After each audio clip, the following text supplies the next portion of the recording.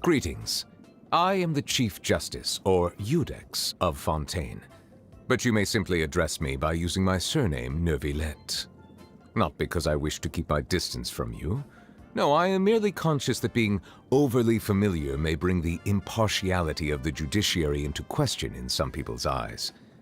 If you have any requests or concerns, then, to the extent permissible by law at least, we can sit down and discuss them together as we partake of some imported water from Chaoyin village.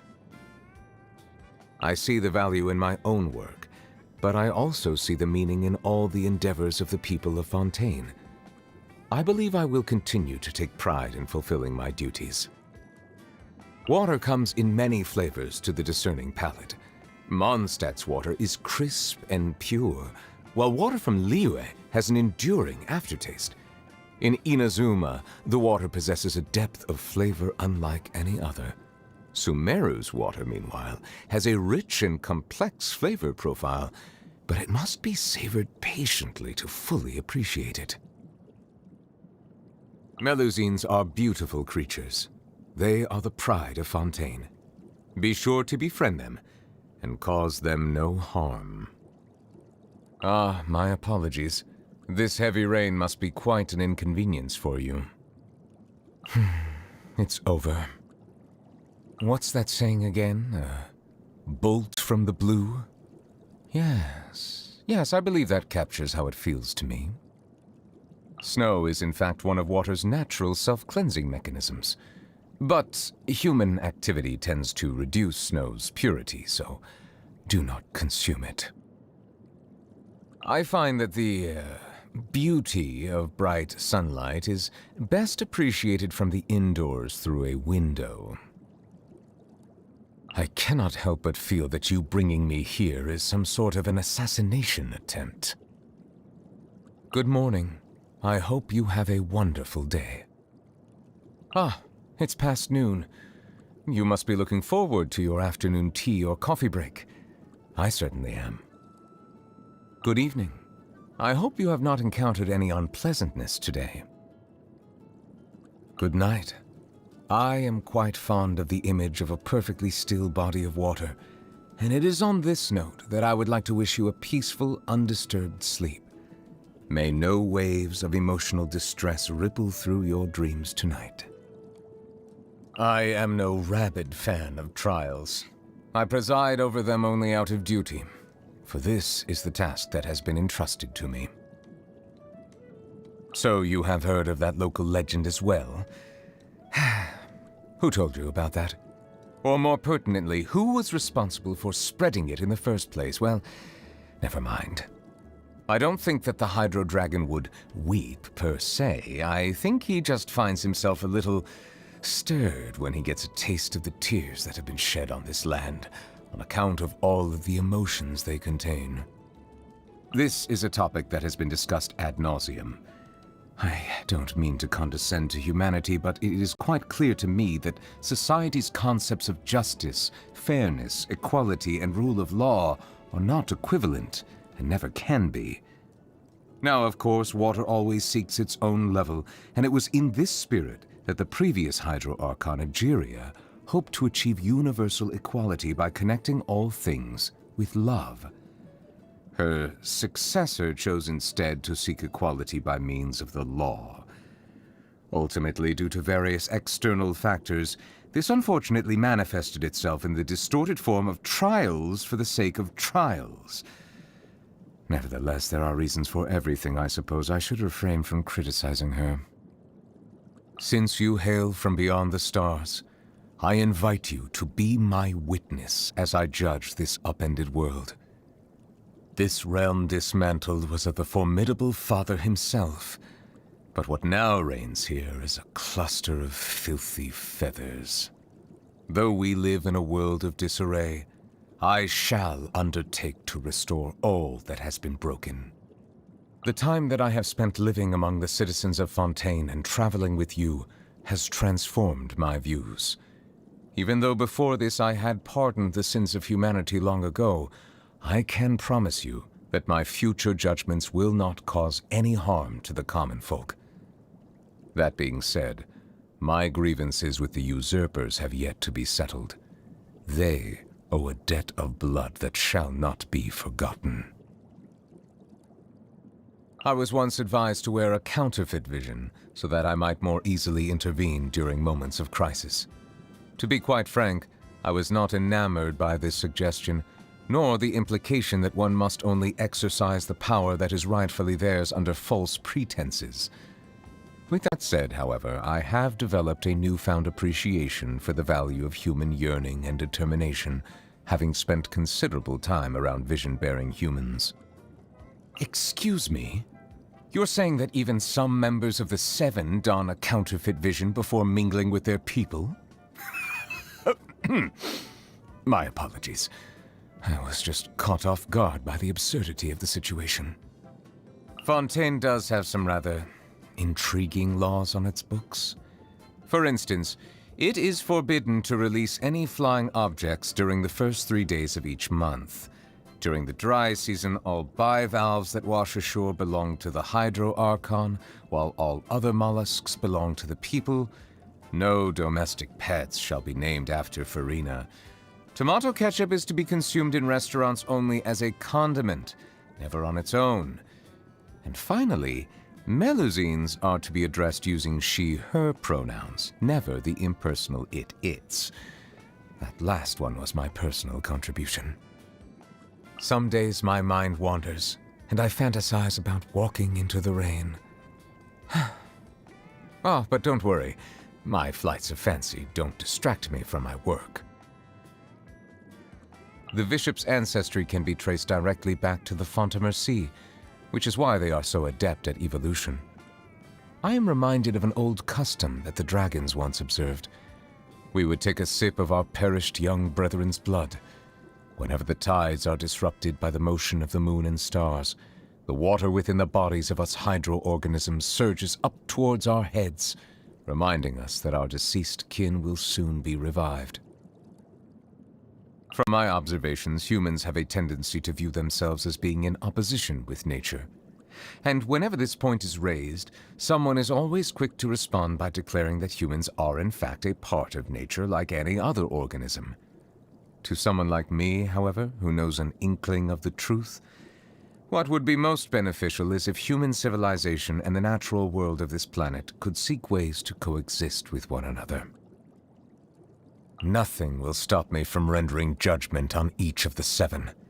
As the Archon who won the authority of Geo, Deus Ori must be called to trial. If one does not wish to see us on opposite sides of a conflict, they need not worry, for I intend to stay in Fontaine for the foreseeable future, which could well mean another 400 years. As another point of consolation, even when the trial eventually takes place, it is still not a given that the judgment will lead to a physical confrontation. I shall fulfill my vow to judge all of the seven in turn, even if the sky should fall and the ground give way. As the recipient of the authority of Animo, the god of breeze and hope must also stand trial. He spends most of his time being a harmless drunkard. Well, even so, I must meet him for myself and proceed from there. As a survivor of the dragon race who has regained my full dragonhood, I must fulfill my oaths and obligations, even if it means returning all the water in the oceans back to the heavens. In taking the authority of Electro, the Narukami placed herself on the list of the usurpers. She will... Oh, you say she has isolated herself in the plane of Euthymia, and now rarely appears in public. Then I shall pay her a visit in another few centuries. Though the day will come when I put her on trial, I must commend the god of verdure on her sense of responsibility. Few things are without flaws in this world, but the devotion and benevolence she displays are a testament to her commitment to continued progress. I felt enormous regret when I learned of the mistreatment she has endured over the past 500 years. Wriothesley is a trustworthy man. I fought hard for the title and reputation he now has. I expect you to think that I've simply been duped by his flattery and appearance of loyalty, but to that, I would quote the Inazuman proverb, "The words unspoken are the flower," which means some things are best left unsaid. The Pyro Archon triumphed over the Abyss by leveraging rules and legacy. A truly commendable feat. Yet holding an authority seized from the dragons remains an unpardonable sin. I recognize, however, that Natlan has experienced great suffering, so I am in no hurry to act. You claim that historical records describe the battle against Xbalanque as a formal duel, and the victim's family was treated fairly? Complicated indeed, but a worthwhile consideration nonetheless. Cloran's peerless skills have made her the most powerful champion duelist in our nation. As a successor to the Maréchaussée hunters of old, she plays a vital role in ensuring the fairness and impartiality of the courtroom. Also, she's actually not as stoic as she might appear. Their performances are just fascinating, don't you think? They draw you into a magical world where, on one hand, everything that takes place is part of an elaborate deception, but on the other, all manner of miracles are possible if you are only willing to believe. I don't know how Sigewinne is faring these days, but if I hear so much as the whiff of a rumor that she's being bullied, I shall summon Wriothesley here and demand an explanation. She's so kind and vulnerable. She brought me some camera film the last time she visited, and asked to listen to more of my commentary on the water of Natlan. How long is it until her next vacation? Now the curtain has finally fallen on her performance. The character she portrayed was an imaginary one, yet in playing that role, she fulfilled her duties. Though she is meek and full of doubt by nature, she was able to use madness to stiffen her resolve and see her duty through to its conclusion. The work that she has done over the centuries is truly immense. If she were to ever make a return to the stage, I should personally attend the performance and give her my heartfelt applause. Yes, I must do so when the opportunity arises. I regret to say that after my various interactions with her, such as when I inadvertently angered her and when I accepted her apology, and even now, in spite of the guilt I continue to feel over what happened to her father, I feel very distant from her, as if I'm observing the starry sky from the bottom of a deep lake. It is by no means intentional, and I also know it is not something that I can easily make up for. Unlike water, emotion does not settle quickly once agitated, nor is it naturally inclined towards equilibrium. The Pyro Archon... I usually do my best to avoid forming personal relationships or even collaborating with others outside of established procedures. But you have shown yourself to be trustworthy, and you have no problematic entanglements with Fontaine's local factions. Therefore, I would be pleased to journey with you. This is something that I can only say in private. I could never publicly share my views on this matter. It positively baffles me that Fanta has managed to become such a popular drink. Though I suppose its appeal to humans is not beyond comprehension. One can both rehydrate and replenish blood sugar in one gulp, and at an exceptionally cheap price. I went to see an opera recently. It was about a lady whose personal charm and manipulative schemes allowed her to continue to dominate the affairs of the grand mansion where she lived even after her death, like a ghost that refused to be exorcised. The acting was impeccable, and the story exceptional.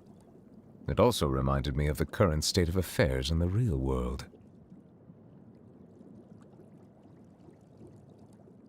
I went to see an opera recently. It was about a lady whose personal charm and manipulative schemes allowed her to continue to dominate the affairs of the grand mansion where she lived even after her death, like a ghost that refused to be exorcised. The acting was impeccable, and the story exceptional. It also reminded me of the current state of affairs in the real world. For a number of reasons, I rarely leave Fontaine. As a result, though I enjoy tasting spring water from all over the world, I always have it delivered to me here, rather than collecting it myself. And yes, subtle as the flavor differences between samples of different regions may be, I am perfectly capable of distinguishing between them. Do you still doubt me? I am the Iudex. I do not lie. I have to say, my daily life is not without its inconveniences. For instance, I often find myself stepping on my robes as I sit down, or squashing my coiffure against the chair. And if I lean my head too far back, sometimes my hair even gets caught in the ornamentation. Nevertheless, I must wear these garments to maintain the dignity of a Chief Justice, and endure whatever inconveniences this entails. Incidentally, the world at large appears to operate on this general principle too. Everyone is faced with an identity that they must accept, endure, understand, and eventually learn to coexist with. This has been my experience all along.